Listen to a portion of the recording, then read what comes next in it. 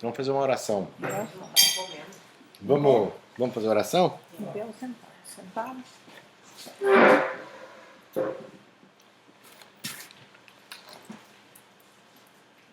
Senhor nosso Deus, nós pedimos que Tu estejas conosco nesse momento. Agradecemos aqui a presença de todas as pessoas, aquelas que estão aqui conosco, também aquelas que estão distantes ouvindo pelo computador. Pedimos que Tu nos inspire, que Tu abras a nossa mente, que Tu nos ajude a entender a Sua palavra, com o propósito de podermos buscar a Ti e podemos assim sermos melhores filhos Teus. É o que nós te pedimos em Teu santo nome. Amém. Amém. Bom, hoje nós... Só faz um apanhadinho, rápido. Tá. Só um resuminho. Nós aprendemos dois. Vocês perderam dois, isso, tá. A gente está estudando a epístola de Mateus, o Evangelho de Mateus, e nas duas reuniões anteriores a gente falou sobre Mateus 1 e 2. Hoje nós vamos falar sobre o 3. No Mateus 1, a gente viu a genealogia de Cristo, tá? E alguns pontos importantes. Então, vou fazer assim, um resumão muito rápido. Tá? Qual que é a importância da genealogia de Jesus conforme Mateus ele apresenta? Primeiro, ele mostra todos os grandes personagens do Velho Testamento como sendo antepassados de Jesus. Então, a genealogia ela passa por Abraão, ela começa, na verdade, em Mateus com Abraão, depois ela passa pelo rei Davi, né, e, finalmente, a gente chega a Cristo. Né? Uma coisa interessante que nós vimos é que Davi ele tinha vários filhos, e o filho que foi rei, que está na descendência de José, ele foi amaldiçoado por Deus, e Deus disse que jamais alguém da descendência dele sentaria no trono de Israel novamente. Tá? Só que Jesus foi Jeoaquim. Isso. E aí, como é que José poderia ter um rei como antecessor dele, como antecedente dele, sendo que ele foi amaldiçoado e José era pai de Jesus? Não, José não foi pai de Jesus. Tá? Maria, sim, que era descendente de Davi também, através do filho Natã, né? E aí se cumpriu a profecia. Então parece que Satanás ele tentou pegar todos os filhos de Davi pelo lado masculino, mas ele não conseguiu pegar a linhagem de Maria, que também era descendente de Davi. Isso que eu achei lindo também. E aí a genealogia menciona apenas 4 mulheres, né?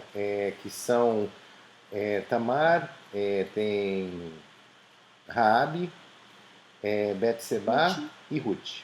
Tá? E dessas 4 mulheres, 3 elas viviam uma vida de pecado. Tá? 2 eram prostitutas, uma era adúltera. Né? Por que elas são mencionadas? Justamente para mostrar que Jesus, ele, apesar de ser descendente de Abraão, apesar de ser descendente de Davi, ele vem também de uma linhagem de pecadores. Então, ele é ele é descendente de um rei, o rei Davi, que foi o maior rei de Israel. Ele é descendente de Abraão, então ele é o filho da promessa, mas ele é principalmente o rei dos pecadores. Tá? Então, isso foi basicamente os principais pontos que nós vimos da genealogia. Em Mateus 2, a gente viu a história dos reis magos, que na verdade não eram reis, eles eram apenas magos, ou melhor dito, eles eram astrônomos, né? E como que eles acharam Jesus, primeiro passando por Herodes. Herodes tentou enganá-los, dizendo que ele queria também adorá-los, então era para avisar que onde que estava Jesus, e aí depois Herodes foi lá e matou todas as crianças, né? E aí a questão assim de como que o divino trabalha, né? Então eles foram lá, presentearam os pais de Jesus com ouro, incenso e mirra, que eram produtos de valores exorbitantes à época. E que, quando depois da visita, eles foram instruídos a pegarem um outro caminho. E aí Jesus, um anjo falou com... Egito, né? Lá no Egito. Isso, um anjo falou com José para eles fugirem para o Egito, para não correrem risco de Jesus ser morto por Herodes. E aí, nesse caso, provavelmente eles usaram esses presentes para custearem a sua estadia ali no Egito por provavelmente ou vários meses ou talvez alguns anos, né? E a gente viu também a questão de haver vários eventos astronômicos, que a gente, se vocês buscarem Estrela de Belém no Wikipedia, vocês vão ver lá que tem pelo menos uns 5, 6 eventos astronômicos que aconteceram entre os anos 7 até 2 a.C., que coincidem mais ou menos com essa época, né? E que com esses eventos astronômicos, a gente tem praticamente uma confirmação da veracidade, né, da estrela de Belém e também uma comprovação do relato bíblico, né? Então, assim, muito resumidamente, foi isso que a gente discutiu nos primeiros 2 estudos. Então, seria legal se vocês que não estiveram com a gente, que têm a vontade ou intenção de continuar, que vocês leiam esses 2 capítulos. Eu sempre passo no grupo, né, o que a gente vai estar vendo, né? Hoje a gente vai estar focando em Mateus 3 e nós vamos também falar um pouquinho do nosso xará, do nosso anfitrião, Elias. Só que nós vamos falar do profeta Elias, tá? Bom, algumas referências que eu usei para esse estudo, depois eu posso compartilhar isso no grupo, tá? Eu sempre acho importante ter uma versão da Bíblia no celular, então eu particularmente gosto da versão NVI, que é a nova versão internacional. E tenho um comentário bíblico também que eu posso também mandar um link, só que ele está todo em inglês. Então toda a parte de pesquisa, de tentar achar informações, etc., eu uso esse site, mas ele é muito bacana, né? E aí usei mais 2 sites específicos para pegar a história de João Batista, e também uma definição de fariseus e saduceus, que a gente vai ver, tá? Isso aqui a gente viu no primeiro encontro, que é o esquema do Evangelho de Mateus. Então ele começa os capítulos 1 e 2 falando do nascimento de Jesus. Nos capítulos 3 e 4, ele mostra como Jesus ele vai se preparar agora para o ministério dele, né? Então, a gente vai ver hoje a questão do batismo dele, a gente vai ver a questão do primo dele, né, que é João Batista, né? Por que João Batista é tão importante e por que Mateus dá uma ênfase tão grande para ele no capítulo 3, né? E aí, nos capítulos 5 e 7, a gente tem o Sermão da Montanha, que foi o primeiro grande ensinamento de Jesus para as pessoas em geral, né? E aí, nós estamos exatamente nessa primeira fase. Nas fases 2, 3 e 4, a gente vai ver diferentes aspectos dos ensinamentos de Jesus, né? Então, vai ter a parte do sermão da missão, quando ele fala com os discípulos. Depois ele começa a levantar toda uma intriga por parte dos judeus da época. Então a gente vai ver como é que ele vai lidar com essa resistência dos judeus, né? Finalmente, ele meio que desiste de bater de frente com os fariseus, com os saduceus, etc. E aí ele começa a falar do reino que virá, tá? Como é que vai ser esse novo reino? E aí ele começa a instruir os discípulos dele no caminho que eles devem seguir, o que eles devem fazer, né? E finalmente a gente tem as controvérsias em Jerusalém, aí ele é preso, nós temos a última ceia, e aí finalmente ele é preso, julgado, crucificado e por causa da verdade, né? Resumindo, Ele é assassinado por causa da verdade. por causa da verdade, exatamente. Ele expõe a verdade. Tá? Bom, João Batista. João É Batista. muito similar o que está acontecendo hoje, né? É muito similar ao que está acontecendo hoje. Eu A pensei, perseguição pela verdade. eu pensei e você falou, eu falei assim, nossa, É muito pensei igual. numa pessoa. É Bolsonaro e Trump. Os dois. Trump foi preso. Bom, vamos lá. João Batista. Vamos lembrar que João Batista, ele... Alguém lembra das circunstâncias nas quais ele nasceu? Como é que era o pai dele? Como é que era a mãe dele? Zacarias. Nasceu antes de Jesus, né? Isso. Nasceu antes de Jesus, sim. Jesus. Ele pregou a vida. É, Então, ele precedeu, né? antes... Ele antecedeu. Zacarias, ele era sacerdote, ou seja, ele era descendente da tribo de Levi, que era a tribo que tinha recebido a incumbência de... todos os herdeiros da tribo de Levi eram os sacerdotes do povo de Israel. Tá? Então, Zacarias era descendente de Levi. E a mãe dele, a mesma coisa. Então, os dois eram da tribo de Levi, que eram os sacerdotes, sumo sacerdote, todos eles vinham dessa linha. Então, isso é uma informação muito importante, porque provavelmente João, antes de iniciar o seu ministério e começar a batizar, ele provavelmente recebeu uma educação muito completa, né, dos ensinamentos do Velho Testamento, né? E Zacarias, ele era avançado em idade. A Bíblia fala que ele já era um homem bem idoso, quando um anjo apareceu para ele e falou, você vai ter um filho, né? Tanto é que ele duvidou e o anjo disse que ele ficaria mudo até que o filho nascesse. Não sei se vocês lembram dessa história. E a mãe de João, ela era estéril. Já tinha tentado ter filhos e ela não conseguia engravidar. Então, você tem um pai idoso, né? Broxa, né? Para falar português bem claro, né? E uma mãe que era estéril. E aí o anjo veio e disse, olha, você vai ter um filho. E Zacarias, ele deu risada, ele falou, não dá para ter, porque minha esposa e eu também e tal. E ele,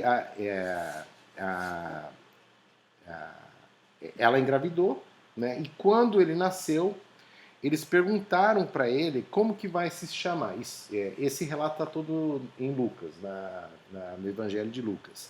E aí a Sara, ela disse, ele vai se chamar João, e Zacarias, ele escreveu, ele pegou uma tábula e escreveu, o nome dele será João. E a partir desse momento, então, ele voltou a falar, né? Então foi uma situação milagrosa Porque ele na recebeu, qual... ele recebeu a instrução de dar o nome de João. Também, Sim, né? sim, o anjo foi específico. Ele receberá o nome de João, tá? Então eu vou ler aqui a passagem da Bíblia, do começo de Mateus, quando fala do começo do ministério, tá? Então, só recapitulando aqui, né? Ele teve um nascimento milagroso, o pai idoso, Zacarias, e a mãe estéril, Isabel. Falei Sara, desculpa. O anjo aparece a Zacarias, tá? E ambos os pais eram descendentes de Arão, tá? A tribo de sacerdotes, tá? Que era a tribo de Levi, né? Arão, que era irmão de Moisés, tá? Qual que é a importância de João Batista? Então eu vou ler aqui os primeiros versículos aqui de Mateus 3. Naqueles dias surgiu João Batista pregando no deserto da Judéia. Ele dizia, arrependam-se, pois o reino dos céus está próximo. Este é aquele que foi anunciado pelo profeta Isaías. Voz do que clama no deserto, preparem o caminho para o Senhor, façam veredas retas para ele. Né? Então, são os 3 primeiros versículos de Mateus 3. Tá? Então, ele começou, a primeira palavra que nós ouvimos na Bíblia falando de João Batista é a palavra arrependam-se. Depois, pois o reino dos céus está próximo. Tá? E o profeta Isaías, e aí a gente tem a repetição desse verso, tanto em Isaías 43, quanto em Mateus 3:3, quanto em João 1:23, citando exatamente o mesmo versículo. Uma voz clama: no deserto preparem um caminho para o Senhor, façam no deserto um caminho reto para o nosso Deus. Tá? Então, é importante que Mateus, como a gente também tinha visto, ele era um coletor de impostos para os romanos na época, mas ele era de origem judaica. Então, ele conhecia muito bem todas as leis de Moisés e ele sempre, quando ele escreve, ele tenta fazer referência ao Velho Testamento e aos profetas para mostrar justamente o que ele está dizendo ali é importante e está, de alguma forma ou de outra, atrelado ao Velho Testamento e que foi, de fato, profetizado. Né? Então aqui ele mostra que Isaías profetizou sobre João Batista. Né? E aí vem uma coisa muito interessante. João Batista, ele foi também profetizado pelo profeta Malaquias como sendo o novo Elias. Tá? Quem foi Elias? Tá? Se a gente... Batista era o novo Elias. João Batista foi o novo Elias. Tá? Então, deixa eu ler aqui... eu vou ler aqui a passagem que é 1 Reis 18, tá? E eu vou tomar a liberdade de ler o capítulo inteiro. Ele é um pouco longo, mas é para a gente contextualizar o porquê dessa ponte que João faz como sendo o novo Elias. Né? Então, só para dar um pouquinho de história sobre Elias. Na época que Elias viveu, o rei da época, ele se casou com uma não-judia. A Jezabel, se não me engano, era o nome dela. E ela, Jezabel, e ela adorava o deus Baal, tá? Que era um ídolo, era um bezerro, alguma coisa assim. E ela não gostava dos judeus que adoravam a Deus, e ela mandou matar todos os profetas da época. E aí Deus apareceu para Elias e disse, olha, fuja, porque senão você vai morrer. Então se esconda, porque senão essa mulher vai matar você. Tá? Então, Deus ele mandou uma praga como castigo pelos atos do povo de Israel da época, que todo o povo de Israel começou a adorar a Baal, né? E Deus disse, então, não vai chover. Tá? Então, parou a chuva. E aí, vem o capítulo 18 de Reis, tá? Só para contextualizar. Depois de um longo tempo, no terceiro ano da seca, a palavra do Senhor veio a Elias. Vá apresentar-se a Acabe, pois enviarei chuva sobre a terra. E Elias foi. Como a fome era grande em Samaria, Acabe convocou Obadias, o responsável por seu palácio, homem que temia muito ao Senhor. Jezabel estava exterminando os profetas do Senhor. Jezabel era a rainha que não era judia, que instaurou a adoração a Baal. Por isso, Obadias reuniu 100 profetas e os escondeu em 2 cavernas, 50 em cada uma, e lhes ofereceu comida e água. Certa vez, Acabe disse a Obadias, vamos a todas as fontes e vales do país. Talvez consigamos achar um pouco de capim para manter vivos os cavalos e as mulas, e assim não será preciso matar nenhum animal. Para isso, dividiram o território que iam percorrer. Acabe foi numa direção e Obadias noutra. Quando Obadias estava a caminho, Elias o encontrou. Obadias o reconheceu, inclinou-se até o chão e perguntou, és tu mesmo, meu senhor Elias? Ele respondeu, sou. Vá dizer ao seu senhor, Elias está aqui. Quer dizer, Elias, ele se prontificou a falar com o rei que queria matá-lo, porque o rei e a rainha Jezabel culpavam Elias pela falta de chuva, mas não tinha mais comida, tá? E aí Elias, ele se prontificou, olha, diga para ele que eu quero falar com ele. O que eu fiz de errado, perguntou Obadias, para que entregues o teu servo a Acabe para ser morto? Juro pelo nome do Senhor, o teu Deus, que não há uma só nação ou reino onde o rei, meu senhor, não enviou alguém para procurar por ti. E sempre uma nação ou reino afirmava que tu não estavas lá. Ele os fazia jurar que não conseguiram encontrar-te. Mas agora me dizes, para ir dizer ao Senhor, Elias está aqui? Não sei para onde o Espírito do Senhor poderá levar-te quando eu te deixar. Tá? E aí vem toda a história de como que Elias finalmente conseguiu falar com o rei. Tá? E aí vem a parte interessante. Tá? Agora convoque todo o povo de Israel para encontrar-se comigo no Monte Carmelo e traga os 450 profetas de Baal e os 400 profetas de Azerá, que comem à mesa de Jezabel. Então nós estamos falando aqui de 950 profetas contra um. Né? Gente, todo mundo se entregou. Não, os 450 eram profetas de Baal. Ah, entendi. Tá? E os outros 400 eram profetas designados pela rainha Jezabel para serem profetas também de Baal. Tá? Ou seja, que não eram profetas de Deus. Só tinha um profeta de Deus. Né? Então, assim, a gente vai ver que o paralelo, tá, é muito forte. Todo o povo ali não adorava a Deus, adorava Baal. Tá? E Elias foi quem conseguiu, através de um milagre de Deus, não de Elias, né? Conseguiu converter praticamente de um dia para o outro todo o povo de Israel a voltar a seguir a Deus. Né?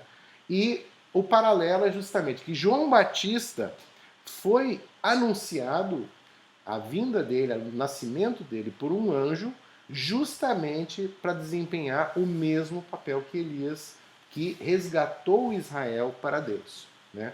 E João Batista, ele resgatou Israel para Jesus. Tá? Então esse que é o grande paralelo que a gente vê que Mateus faz, essa ponte. Né? E aí vem a história interessante. Né?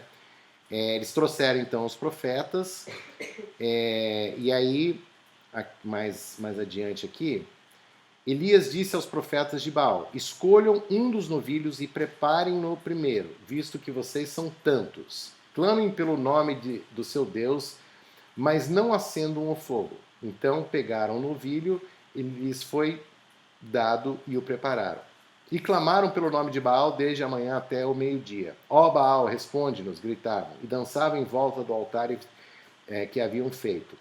Mas não houve nenhuma resposta, ninguém respondeu. Ao meio-dia, Elias começou a zombar deles. Gritem mais alto, dizia, já que ele é um Deus. Quem sabe está meditando, ou ocupado, ou viajando.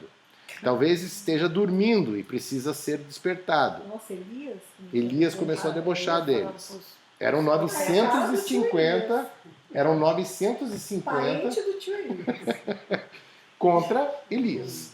Né? Então passaram a gritar ainda mais alto e a ferir-se com espadas e lanças, de acordo com os costumes deles, até sangrarem. Passou o meio-dia e eles continuaram profetizando em transe até a hora do sacrifício da tarde. Mas não houve resposta alguma. Ninguém respondeu, ninguém deu atenção. Então Elias disse a todo o povo: aproximem-se de mim. O povo aproximou-se. Elias reparou o altar do Senhor que estava em ruínas. Depois apanhou 12 pedras, uma para cada tribo dos descendentes de Jacó, a quem a palavra do Senhor tinha sido dirigida, dizendo-lhes: seu nome será Israel. Com as pedras construiu um altar em honra ao nome do Senhor e cavou ao redor do altar uma valeta na qual poderiam ser semeadas 2 medidas de sementes. Encham de água 4 jarras grandes e derramem-nas sobre o holocausto, sobre a lenha. Façam-no novamente, disse a eles, e o fizeram. Façam-no pela terceira vez, e o fizeram. Né? À hora do sacrifício, o profeta Elias colocou-se à frente do altar e orou: Ó Senhor, Deus de Abraão, de Isaque e de Israel, que hoje fica conhecido que tu és Deus em Israel e que eu sou o teu servo e que fiz todas as coisas por ordem tua. Responda-me, ó Senhor, para que este povo saiba que tu, ó Senhor, és Deus e que fazes o coração deles voltar para ti. Então o fogo do Senhor caiu e queimou completamente o holocausto, a lenha, as pedras e o chão. E também secou totalmente a água na valeta. Tá? E com isso, Elias, nesse momento, conseguiu resgatar e trazer de volta o povo de Israel para o verdadeiro Deus. Né? E eles deixaram de adorar a Baal. Né? E aí vem uma questão interessante. Malaquias, que foi depois do profeta Elias, tá? Ele menciona o novo Elias que viria do deserto. Tá? Então, com certeza Malaquias não está falando do profeta Elias do Velho Testamento, ele está falando do novo Elias que viria no deserto. E como é que a gente faz essa ponte entre Elias e João Batista? Na descrição de 2 Reis 1:8, a gente tem as vestimentas de Elias. Eles responderam: ele vestia roupas de pelos e usava um cinto de couro. O rei concluiu: era o tesbita Elias. Se a gente vier para Mateus 3 e lermos a descrição de João Batista no versículo 4, diz: as roupas de João eram feitas de pelos de camelo, e ele usava um cinto de couro na cintura. O seu alimento eram gafanhotos e mel silvestre. Então, a gente vê que Elias, o profeta do Velho Testamento, usava pelos, não diz que eram de camelo, mas camelo era um bicho bastante comum ali, né? E usava um cinto de couro. Então, é praticamente uma descrição fiel do que Mateus está colocando como sendo as vestimentas de João, né? Não só isso, né? A gente tem também o versículo de Malaquias que diz: vejam, eu enviarei a vocês o profeta Elias antes do grande e terrível dia do Senhor. Né? Malaquias veio depois de Elias. Então ele não poderia estar falando eu enviarei de uma coisa que já aconteceu. Né? E aí Lucas diz: e irá diante do Senhor no espírito e no poder de Elias, para fazer voltar o coração dos pais e seus filhos e os desobedientes à sabedoria dos justos, para deixar um povo preparado para o Senhor. Então, João Batista tem uma missão extremamente importante, que é exatamente isso, de preparar o seu povo para o Senhor, tá? Que é o povo não só de Israel, porque João, ele batizava principalmente as pessoas que não eram os fariseus, os saduceus, que eram os bambambam da igreja da época, né? Ou os bambambam políticos da época. Tá? Alô? Alô? Tá, acho que tá tudo bem. Bom, como é que era a vida de João? Como é que João se preparou para esse ministério? A gente comentou antes que João era filho de Zacarias, que era um sacerdote e que provavelmente era um dos sumos sacerdotes, porque no dia que ele recebeu a visita do anjo, ele estava justamente indo da parte santa para o Santíssimo, e aí um anjo apareceu para ele dizendo que ele teria um filho, né? E aí provavelmente João ele teve uma educação bastante religiosa para a época, né? Ele devia conhecer muito bem as leis de Moisés, todos os profetas, etc. Né? E aqui diz que ele vivia no deserto. Tá? No versículo 4, tá? Ele se alimentava de gafanhotos ele vivia no deserto, de gafanhotos e de mel silvestre. Então, provavelmente na infância, ele foi educado de acordo com todos os costumes judaicos, de acordo com todos os conhecimentos judaicos, e foi morar no deserto. Por que isso é importante? Tá? Alguém de vocês já visitou um deserto? Eu só passei por ele. Tá, mas como é que deve ser a vida no deserto? Fechado, né? Seca, sem água. A Seca, noite fria, Seca. sai de dia de morrer. exatamente. De noite faz um frio Frio de assim, matar. pode ser Sextas-feiras, negativo, né? E de dia aquele calor Na insuportável e comida. Não tem. Não tem. Água para achar. Se der só sorte, onde vai tem, achar meia né? dúzia de gafanhotos para comer. Olha lá. Mel silvestre. E mel silvestre. Sabe? Mas naquela época não tinha celular, não tinha meio de comunicação, não tinha nada. Então o que João Batista fazia provavelmente no deserto, num calor insuportável, de noite, um frio insuportável, né? Vários comentários que eu li disseram que talvez isso fosse importante para ele poder encontrar essa comunhão com Deus, para ele se preparar para o ministério, né? E Elias também Da rua a gente não se conecta, né? passou muito tempo no deserto. Outros personagens também passaram muito tempo no deserto. É Jesus. Moisés, Jesus, José viveu no Egito muito tempo. O povo de Israel passou um bom tempo no deserto também. Então, o deserto ele também tem uma importância muito grande. Você está totalmente desconexo do mundo e você está ali em meio a nada. E aí, quando você está nesse estado de estar no meio de nada, talvez seja mais fácil se aproximar de Deus, né? E aí foi justamente dessa maneira, talvez, que João teve toda essa profunda comunhão com Deus e acabou sendo o último dos grandes profetas do Velho Testamento. Do Velho Testamento por quê? Ele é citado no Novo, sim, mas ele veio antes de Cristo. Então o Testamento ele muda de velho para o novo quando Cristo principalmente morre e ressuscita, né? Aí que nós temos a nova aliança sendo formada.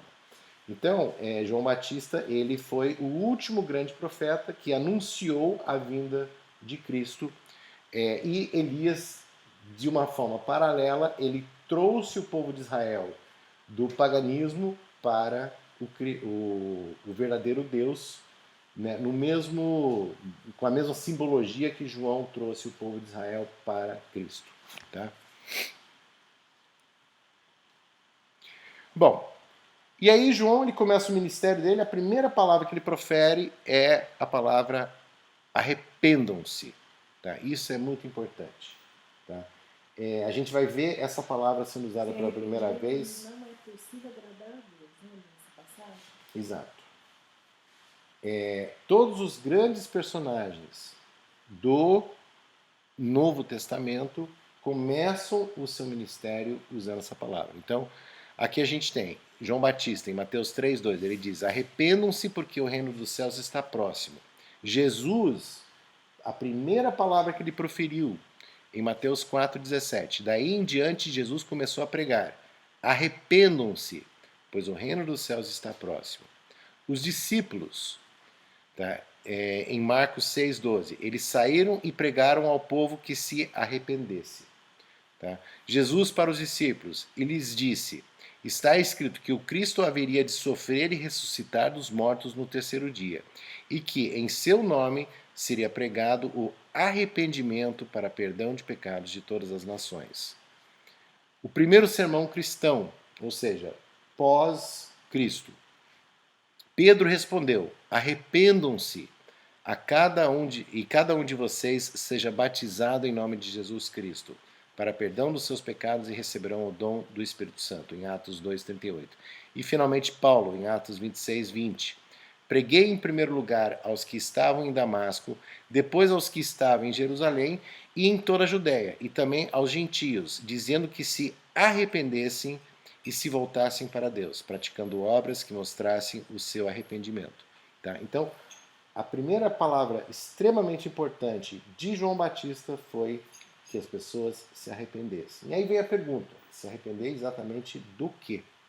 Do que as pessoas na época, ou hoje, ou os cristãos logo depois que Cristo voltou ao céu, tinham que se arrepender?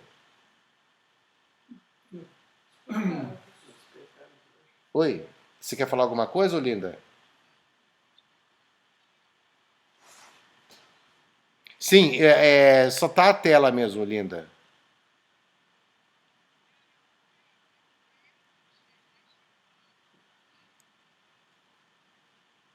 Não tá ouvindo?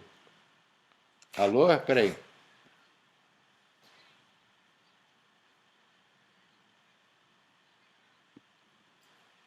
Agora vocês me ouvem? Agora vocês me ouvem? Ah, desculpa, o microfone estava desligado.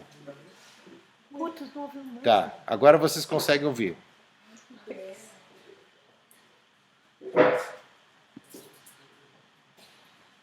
Gi, pega dois, eu cortei muito pequeno.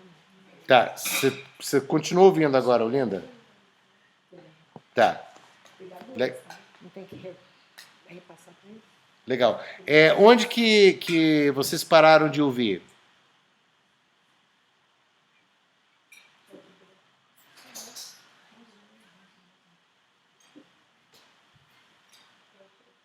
Ah, tá. Então foi aqui atrás. Foi. Tá. Não, então, eu expliquei o paralelo. Eu vou passar rapidamente aqui. O paralelo de João Batista com Elias, que Elias ele conseguiu trazer o povo de Israel para Deus na época e contra os 450 profetas de Baal, e que João tinha a missão de trazer o povo de Israel, e não só o povo de Israel, como também os gentios, para Jesus. Então, aí que é traçado o paralelo entre o profeta Elias e João Batista. Tá? E aí a parte também das vestimentas, que em Reis a gente tem uma descrição de Elias usando pelos e um cinto de couro. E Mateus ele descreve as roupas de João como sendo pelos de camelo e um cinto de couro. Tá? E aí o espírito de Elias também. Lucas e Malaquias, eles falam do espírito de Elias que viria posteriormente, isso depois de Elias ter sido trasladado para o céu. Então, Malaquias certamente não estava se referindo ao Elias profeta do Velho Testamento, e sim a um novo Elias que viria. E aí Lucas ele confirma que havia o espírito de Elias que viria para preparar o caminho para o Senhor. Tá? E aí a vida que João levava, ele viveu no deserto, tá? Provavelmente para aumentar a comunhão que ele tinha com Deus, porque ele não tinha nada para fazer, o que tem no deserto para fazer? Praticamente nada. Então, com isso, ele se aproximou de Deus, tá? E ele tinha a dieta que era providenciada ali. Exatamente, Linda. Né?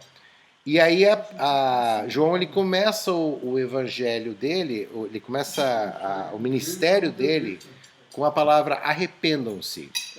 E vários personagens do Novo Testamento também começam o seu evangelho, o seu ministério com a palavra arrependam-se, que incluem Jesus, os discípulos, Jesus ensinando os discípulos de como que eles deveriam passar a palavra dele, e o primeiro sermão de Pedro após a ascensão de Cristo. Ele também começa, arrependam-se.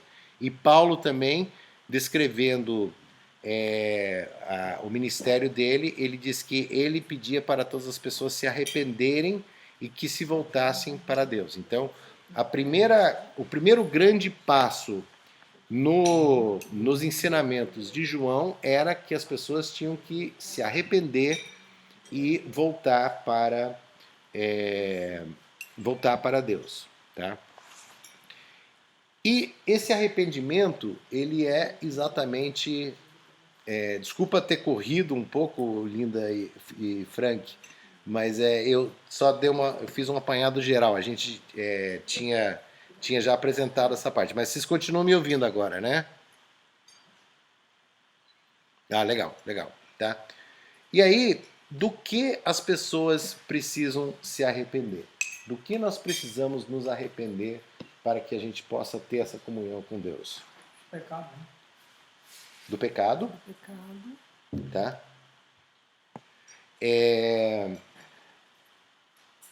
Apenas do pecado? Que mais? Maus desejos. dos maus caminhos, mas os maus caminhos, O pecado é uma coisa.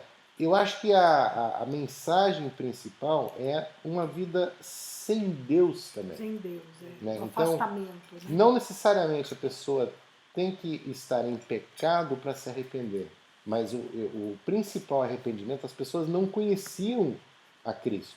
Né? Então elas tinham que se arrepender de não ter essa convivência e a partir desse momento selar esse pacto com Deus de que elas passariam a acreditar nele e a segui-lo. Né? Bom, então a salvação, segundo João Batista, segundo Jesus, segundo os discípulos, segundo os apóstolos, ela começa com esse arrependimento de pecados e também...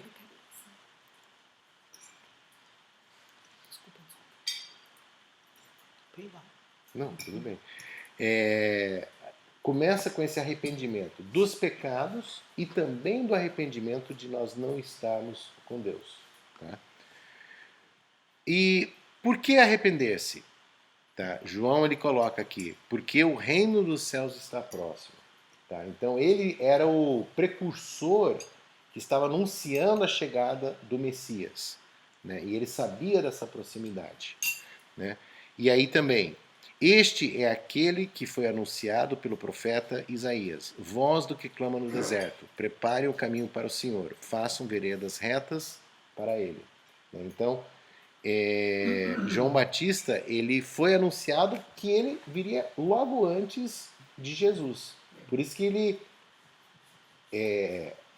insistia que as pessoas se arrependessem, aceitassem a Deus e, sobretudo, aceitassem a Jesus, porque ele seria o grande profeta de todos os tempos. Diretor, o batismo surgiu com João Batista.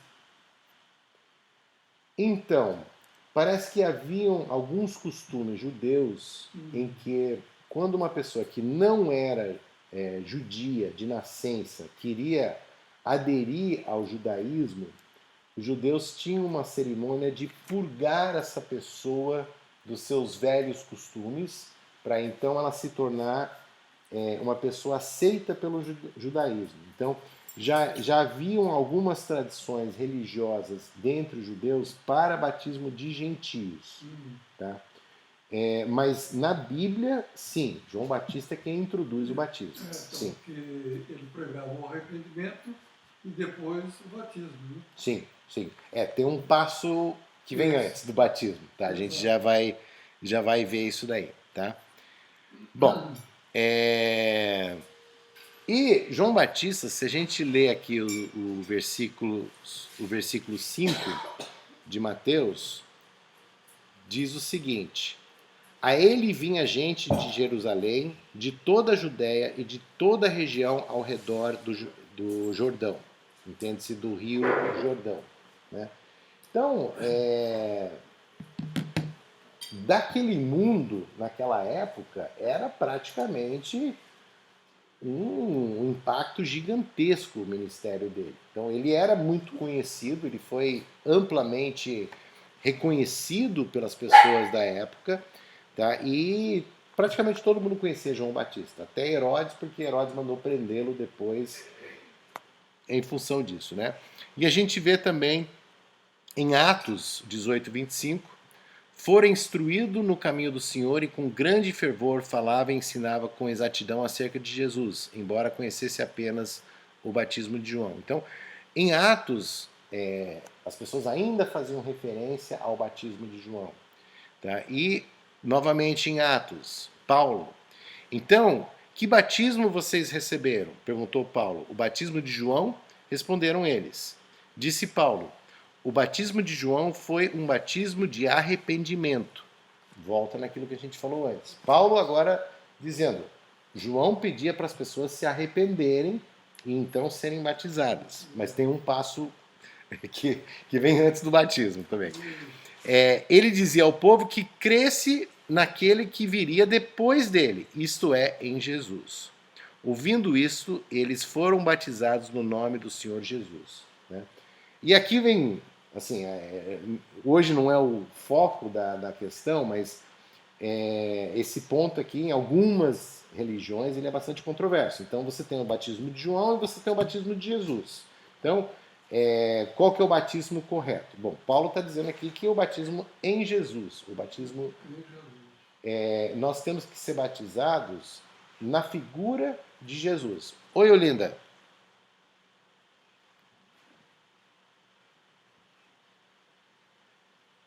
Vou falar, calma, depois a gente escuta a conta também. É cumprir a profecia. De um batizado. Sempre deveria batizar. Exatamente, nós vamos chegar lá. Eu vou falar sobre isso um pouquinho mais para frente, mas você tem total razão, né? A Olinda, ela comentou sobre a diferença do batismo de João, que era um batismo de arrependimento com água.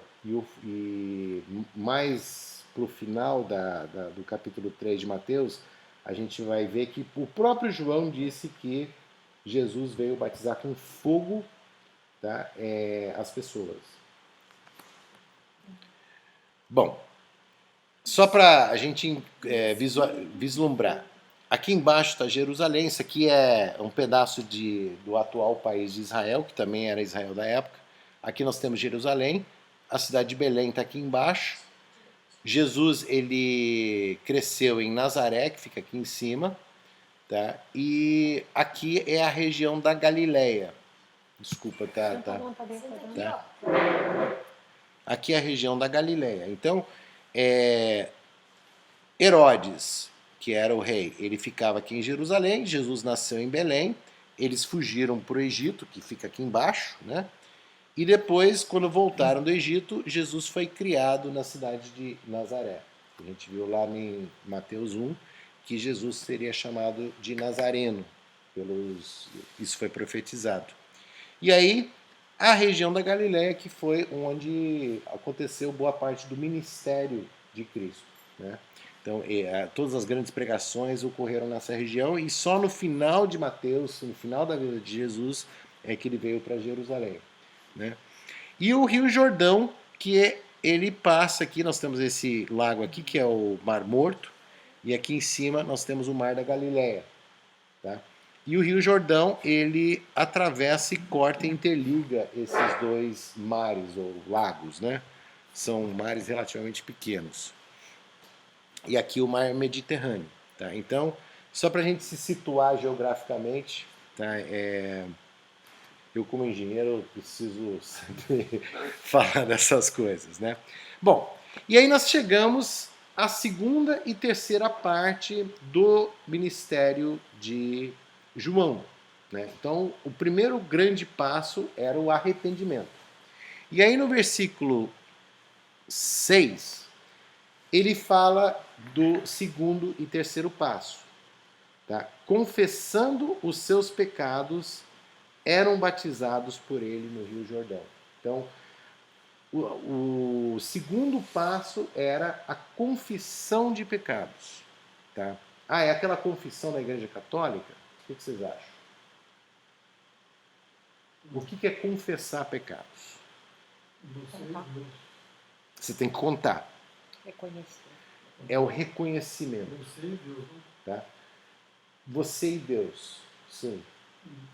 Para algumas pessoas, facilita ter um mediador, um padre, um pastor, um bispo, seja lá o que for, talvez. Mas aí acho que vai da fé de cada um. né?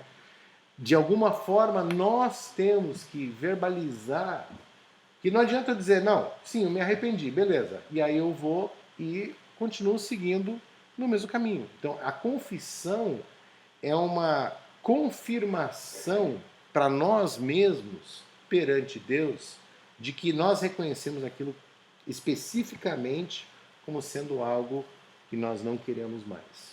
Tá? Então, essa confissão é justamente a gente colocar na mesa, sim, isso aqui é uma coisa errada, isso aqui é uma coisa que eu não quero mais. Né? Feito isso, eles eram batizados por João Batista com água. Né? Então são esses 3 passos que a gente vê no ministério de João: o arrependimento, depois a confissão e depois vinha o batismo, e a gente vai ver um quarto passo nesse processo, que é, digamos assim, o fechamento do ministério de João. Né? Então, Romanos 6, versículos 3 a 5, fala do batismo. Ou vocês não sabem que todos nós que fomos batizados em Cristo Jesus, fomos batizados em sua morte, tá? Veja a importância. O batismo simboliza o quê? Não é a água que a gente respinga na testa ou que a gente se imerge. Na verdade, o batismo, segundo Paulo nessa passagem, representa que nós morremos junto com Cristo para o pecado. Tá? Portanto, a gente está afogando os nossos pecados. É por isso que existe a discussão, né, de batismo por imersão, batismo por aspersão, né? Isso é um simbolismo, diz a Olinda, e com toda razão. Né? Então, a forma que o batismo se dá, não vamos entrar nesse mérito, mas é o simbolismo dessa morte para o pecado, que é justamente a questão importante aqui. Né? Portanto, fomos sepultados com ele na morte por meio do batismo, a fim de que, assim como Cristo foi ressuscitado dos mortos, mediante a glória do Pai, também nós vivamos uma vida nova. Se dessa forma fomos unidos a Ele na semelhança da sua morte, certamente o seremos também na semelhança da sua ressurreição. Tá? Então, essa é a explicação que depois Paulo dá sobre o batismo. Né? Então, aqui novamente, os 3 passos: o arrependimento, a confissão de pecados e o batismo, que é o morrer e ressuscitar em ou com Cristo. Tá? Bom, e o que acontece se a gente não se arrepender? Tá? E aí vem a passagem dos fariseus. Quando viu que muitos fariseus e saduceus vinham para onde ele estava batizando, disse-lhes: raça de víboras, quem deu a vocês a ideia de fugir da ira que se aproxima? Deem fruto que mostre o arrependimento. Não pensem que vocês podem dizer a si mesmos: Abraão é nosso pai, pois eu digo que destas pedras Deus pode fazer surgir filhos a Abraão. O machado já está posto à raiz das árvores, e toda árvore que não der bom fruto será cortada e lançada ao fogo. Tá? João aqui, ele sabia que os fariseus e os saduceus vinham lá mais para bisbilhotar. O que será que esse cara está fazendo? Parece assim o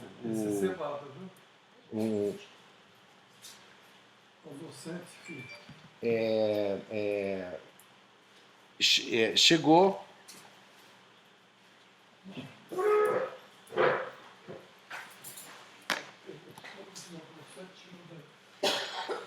Sim, por isso que a gente está justamente estudando, Linda.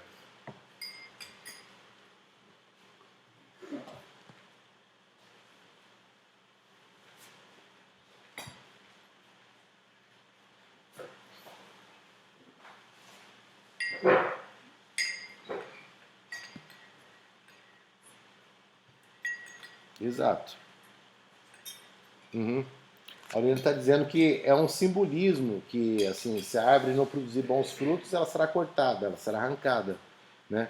E é exatamente o que João estava dizendo. Olha, se vocês dizem que vocês são bons, mas vocês não se arrependem de verdade, de que adianta isso? Ah, eu sou filho de Abraão, eu sou descendente do Bambambam lá atrás. Tá, e daí?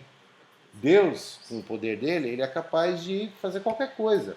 Então, não é a origem que determina a pessoa ser de Deus ou não. Não é porque eu nasci por exemplo, na igreja católica ou igreja batista ou onde quer que seja, que isso me dá a condição de poder ser salvo. Não. Eu preciso, de alguma forma ou de outra, passar por uma transformação, que é o arrependimento, a confissão e essa morte e ressurreição em Cristo. Tá? Então, aqui ele está dizendo claramente, se vocês só estão aqui fazendo de conta, tá? Deus vai ser... Cruel. Ele vai cortar você. Ele não vai te incluir, porque não é a sua credencial que vai dizer que você vai ter isso ou aquilo. Não. É aquilo que você tem dentro de você, aquilo que você vive dentro de você. Né?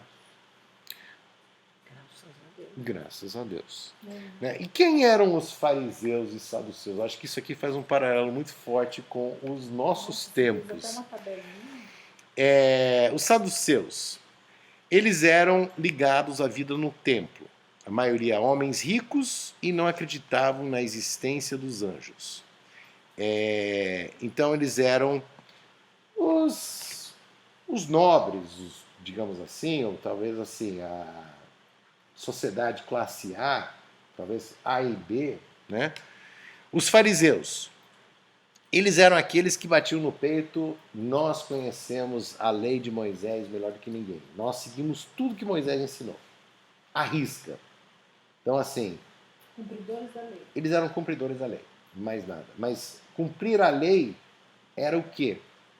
Fazia tudo aquilo que mandava, mas se não fosse com arrependimento e com confissão de pecados, isso valia de alguma coisa? Né? Os essênios, tá? Eles entendiam que a vida urbana e religiosa dos judeus da sua época era mundana, vivendo isolados, buscando uma espiritualidade elevada, que era um outro grupo de judeus, e que alguns estudiosos acham que João Batista talvez fosse dos essênios. Como é que tá? é os essênios? Entendiam que a vida urbana e religiosa dos judeus da sua época era mundana, vivendo isolados, buscando uma espiritualidade elevada. Hoje seriam os budistas, os monges. Então, somos nós aqui vivendo na roça, né? Os zelotes acreditavam que a submissão a Roma fosse traição a Deus. Eram o terror dos soldados romanos, já que as suas incursões eram realizadas sob o manto da noite. Tá?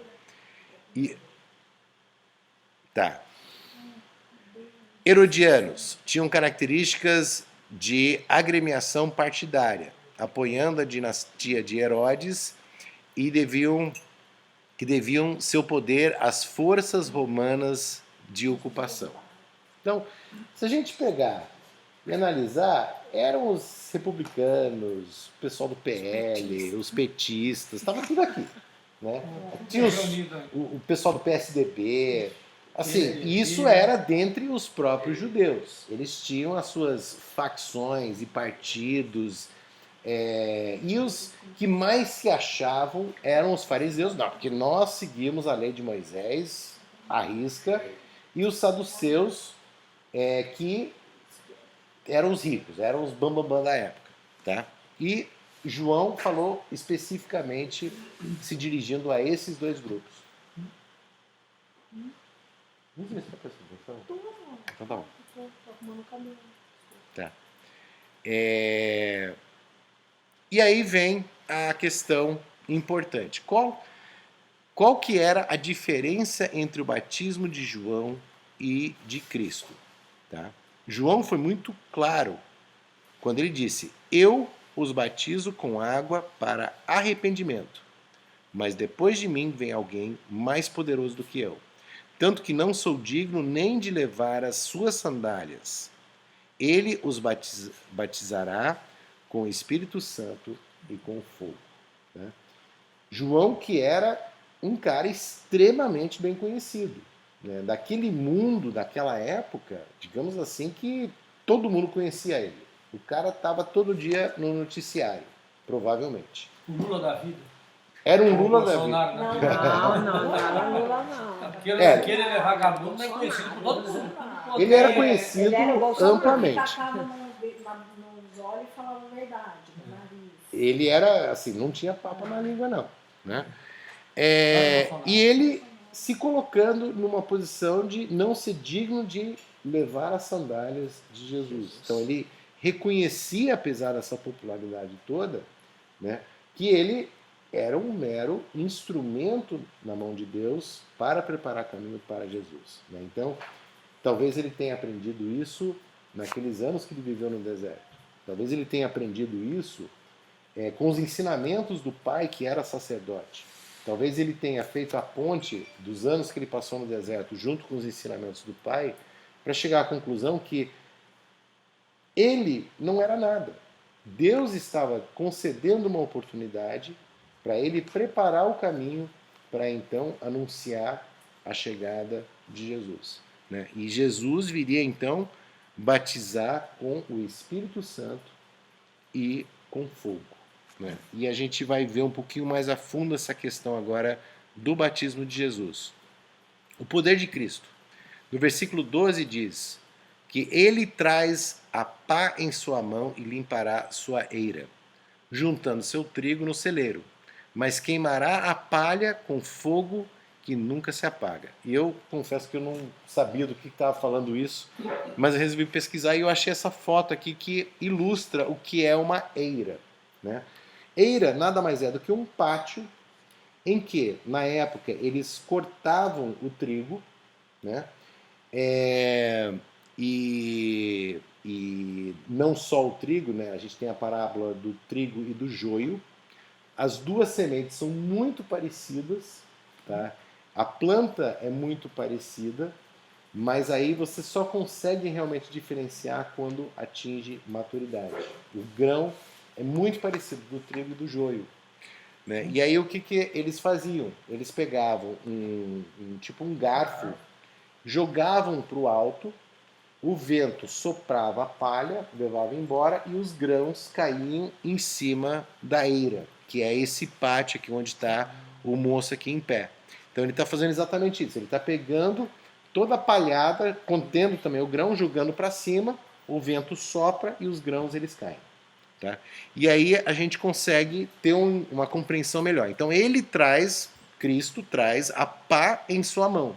Ou seja, ele vai separar o que é bom do que é ruim. Tá? Somente Cristo consegue separar o bom do ruim. Não cabe a nós julgar. Isso é uma função de Deus. Né? E ele limpará a sua eira. Então ele vai pegar e separar o que é bom e a palha vai ser descartada. E o que acontece com a palha? Queimará com fogo que nunca se apaga.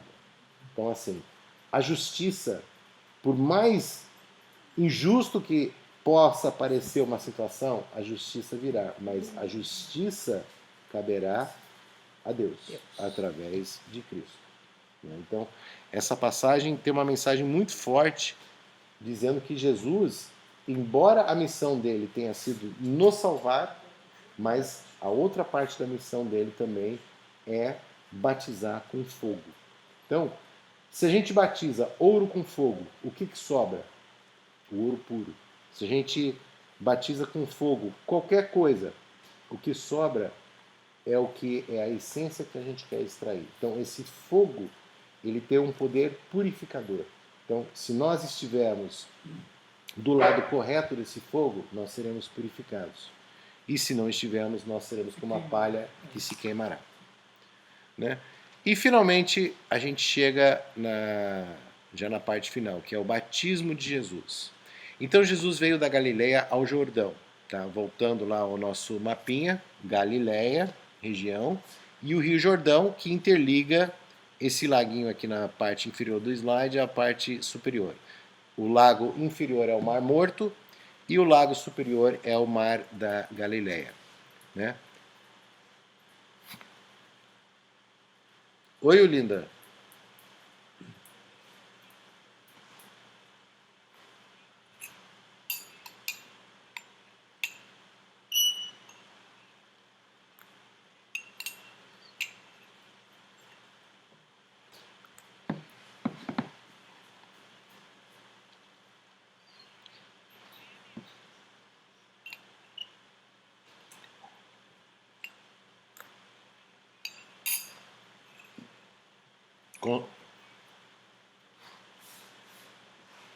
Com certeza, com certeza. A Olinda está dizendo que o fogo é como se fosse uma marcação, né? E aquilo fica gravado em nós para sempre, quando a gente é gravado com fogo, como se fosse uma... Não sei como é que chama quando você faz uma marcação no gado, por exemplo. Como é que chama a marcação no gado? Tinha Uma marca. uma tatuagem. É como se fosse uma tatuagem com ferro Uma quente, tatuagem né? é preta. Ferro, Fica uma cicatriz, um queloide. fogo, né? Não deixa de ser um queloide. Não que é lógico. Né? E aí, voltando aqui à passagem, né? Oi? Por isso com fogo, isso vai ficar marcado. Fica marcado, é uma coisa eterna. Eu não tinha entendido esse negócio de Jesus batiza com fogo. Batiza e marca você, marca, né? Jesus, ele decide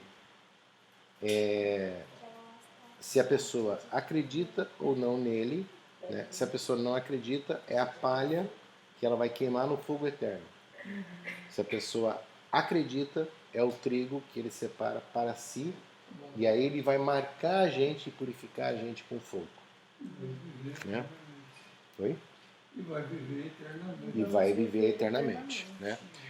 Então, voltando aqui, então Jesus veio da Galileia ao Jordão para ser batizado por João. João, porém, tentou impedi-lo, dizendo: Eu preciso ser batizado por ti, e tu vens a mim? E Jesus respondeu: Deixa assim por enquanto. Convém que assim façamos para cumprir toda a justiça. E João concordou. Veja, é intrigante essa passagem pelo seguinte: o batismo era, voltando ao começo do estudo de hoje, um ato, primeiro, de arrependimento, segundo, de confissão de pecado, e terceiro, uma morte e ressurreição em Cristo. Do que Jesus tinha que se arrepender? De nada. O que ele precisava... Por que Jesus teve que Por que ele batizar? precisou ser batizado? Então, Se ele não tinha pecado. perfeito. Ele não tinha que Ótima arrepender de pergunta. nada, não tinha que arrepender. Ele não tinha que confessar nada. Não.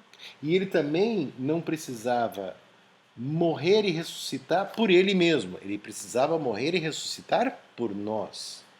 Então, ele se arrependeu, ou simbolizou o arrependimento por nós. Então, ele se coloca no lugar de pecador, ele se coloca no lugar de uma pessoa que precisa buscar a Deus, precisa se arrepender dos seus pecados e precisa se arrepender de não viver com Deus, tá?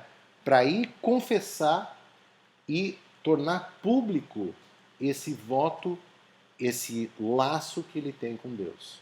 Então, o batismo de Cristo é uma demonstração do amor que Deus tem para conosco, porque ele está se colocando em toda a sua missão no lugar de um pecador, apesar dele não ter pecado. Então, ele se coloca no lugar que nós ocupamos, tá? Para simbolizar que ele é igual a nós. Por isso que na genealogia dele tem 3 prostitutas. Por isso que na genealogia dele tem pessoas que não são de descendência judaica. Por isso que no batismo dele ele se iguala a nós, porque somente se ele se igualasse a nós, porém vencendo o pecado por não pecar, e aí morrer por esse pecado e ressuscitar, é que ele poderia verdadeiramente cumprir a missão dele. Né? Eu acho bastante profundo isso, né? Muito bonito. Oi, diga.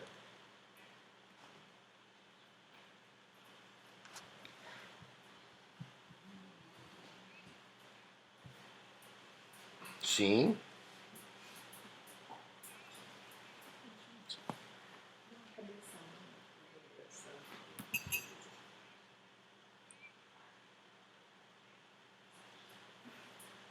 Se-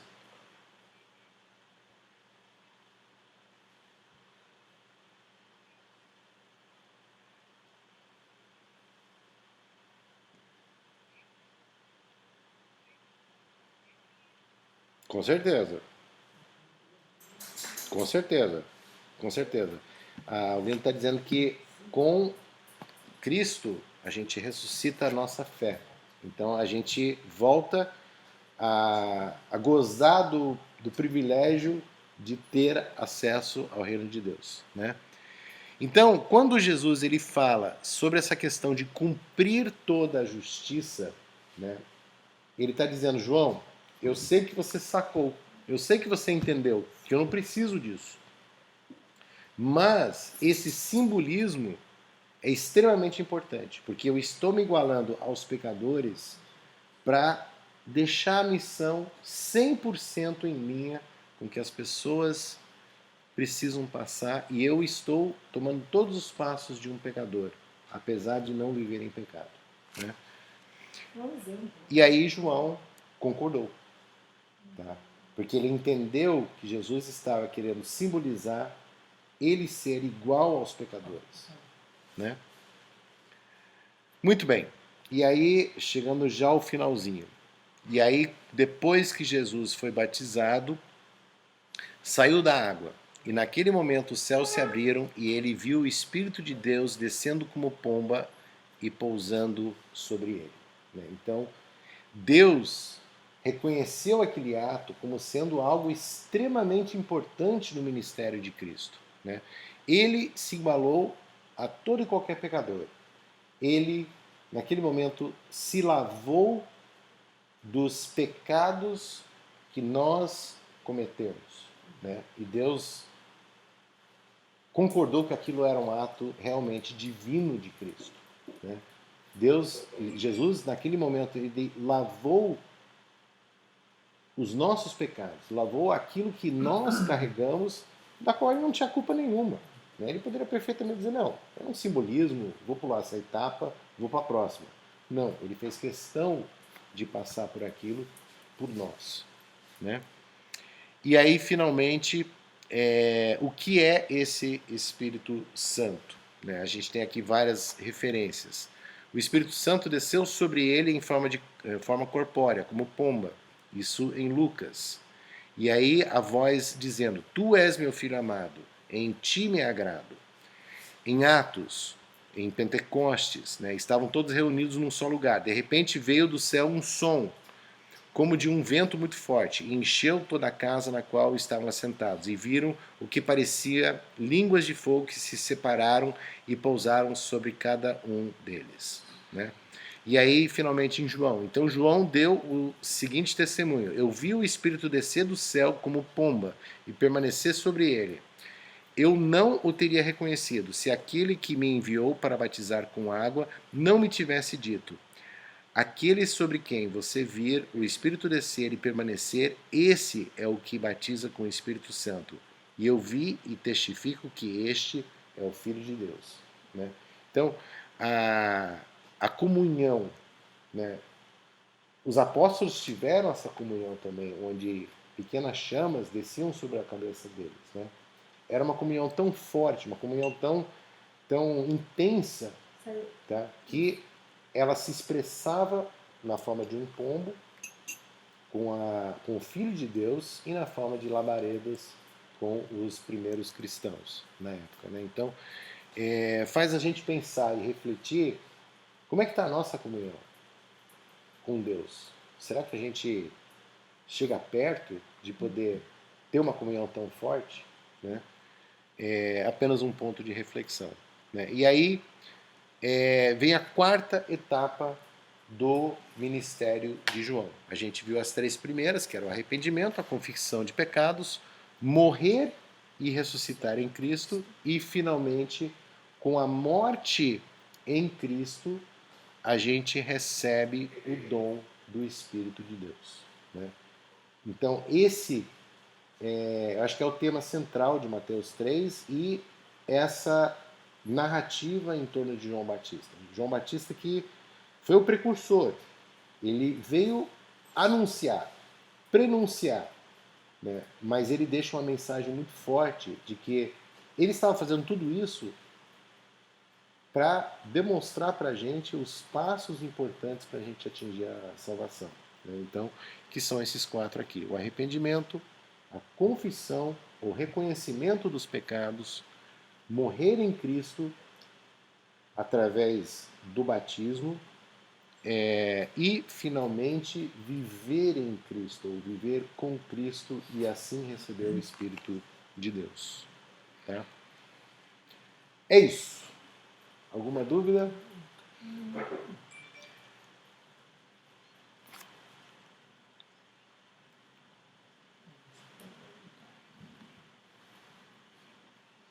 Abre para os comentários. Achei bonito a história. Então, a Aulina está perguntando quantos batismos a pessoa tem que passar para ela ter essa comunhão com Deus.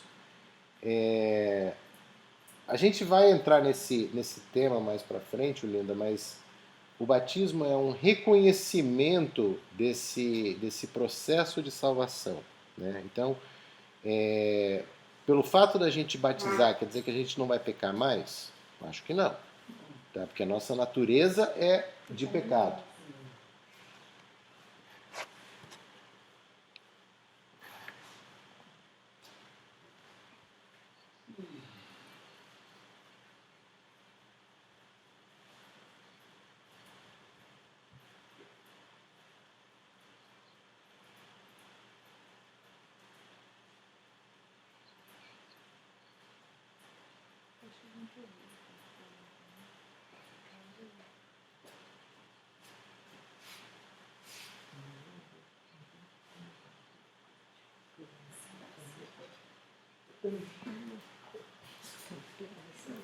É um assunto polêmico. A Aulina está colocando que assim, algumas igrejas elas batizam crianças ou elas batizam a pessoa quando a pessoa entra para aquela denominação, aquela igreja, etc. Né? E que será que é esse o mesmo processo que ocorre? Bom, a criança é inocente, então ela não sabe, mas ela também, por ser inocente, também não tem pecado, né? É um ponto interessante, é um ponto que pode levantar muita controvérsia, né, sobre...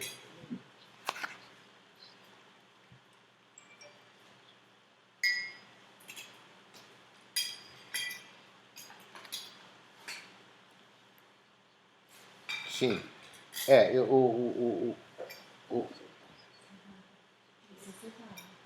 uma questão capciosa, mas o que a gente extrai do batismo, seja por João Batista, ou seja pelos apóstolos depois, mesmo depois da ressurreição de Cristo, é o simbolismo da pessoa passar por esse processo de se arrepender, de confessar, de morrer e nascer em Cristo, e aí finalmente ela receber a Cristo na forma desse dom divino, né?